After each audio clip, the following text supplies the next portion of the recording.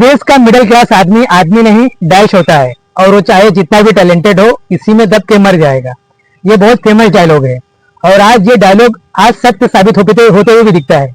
जब एक तरफ मैंने ये डायलॉग सुना था तो मुझे लगा था यार मिडिल क्लास के साथ बेइज्जती होती है, मिडिल क्लास को ऐसा नहीं बोलना चाहिए था।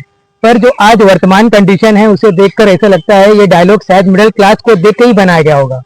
दरअसल आज मैं जिस मुद्दे पे बात करने वाला हूँ वो मिडिल क्लास और उनकी जो चुनौती होती है उस पर बात करना चाहता हूँ।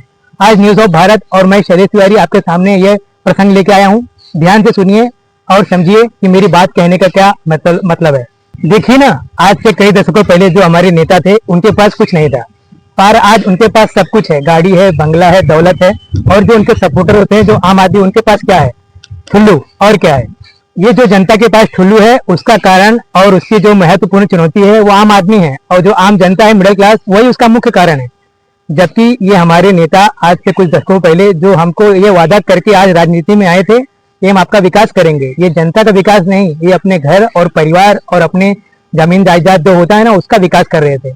अब एक उदाहरण मैं आपके सामने रखता हूँ, आप ये देखिए और समझिए कि हमें किस तरह से मूर्ख बनाया गया है, और जनता मूर्ख तो है ही। अब ये जो आंकड़े आपके सामने हैं, ये जो हमारे सांसद लोग हैं, 93% सांसद लोग करोड़पति हैं। जी हाँ, करोड़पति। और उनके जो सपोर्टर्स हैं वो किधर हैं?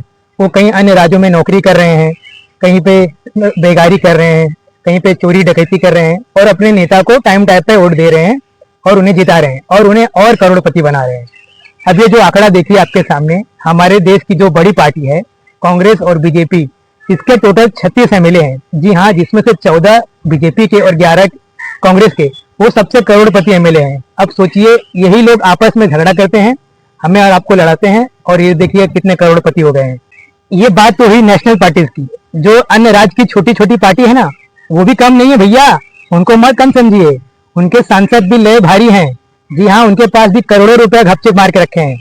अब जो हमारा लोकसभा होता है उसमें से 93 सांसद, मतलब 405 सांसद भाई पैसे वाले करोड़पति हैं, और जो राज्यसभा है उसमें भी लगभग उतने ही लोग हैं, वो करोड़पति बने हुए हैं। ये सब पैसा किसका है? आम जनता का है। ये लोग ने गरीब के सामने, जनता के सामने जाके हाथ पैर जोड़ के एक चुनाव जीते हैं।